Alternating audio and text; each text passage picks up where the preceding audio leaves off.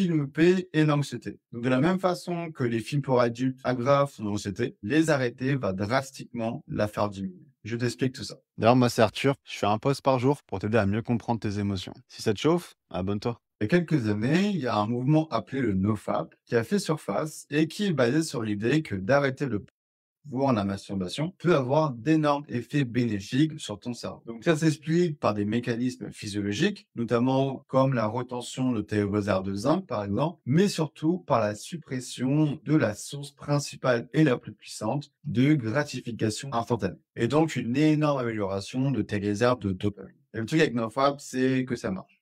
J'ai moi-même fait une cure de 3 mois quand j'ai fait ma plus grosse rechute d'anxiété. Et au début de ces 3 mois, j'étais en full DPNR. À la fin de ces 3 mois, j'avais fait 80% de ma guérison. Donc, il y a un effet indéniable sur le cerveau et sur la guérison. Je sentais que j'avais un recul sur mes pensées et mes émotions. J'avais les idées beaucoup plus claires. J'avais une discipline de taré pour aller à la salle ou pour taffer. Et j'étais bien plus facilement dans le moment présent. Et j'avais juste beaucoup moins de symptômes anxieux et dépressifs. Par contre, mon avis, c'est que l'abstinence totale n'est pas forcément une bonne idée. Tu peux clairement avoir des problèmes de santé intime à cause de ça. C'est de toute façon trop extrême comme solution. Et les solutions extrêmes ne marchent jamais. Moi, je suis plus d'un avis qu'il faut adopter un rythme stable et raisonnable en termes de masturbation, 1 à 2 fois par semaine, parce que c'est beaucoup plus réaliste dans le long terme, en fait. Pour ce qui est des films pour adultes, là, il n'y a pas de débat. Arrête complètement. Ça ne va rien t'apporter de bon. Et surtout, rien t'apporter de mal si t'arrêtes. Au contraire.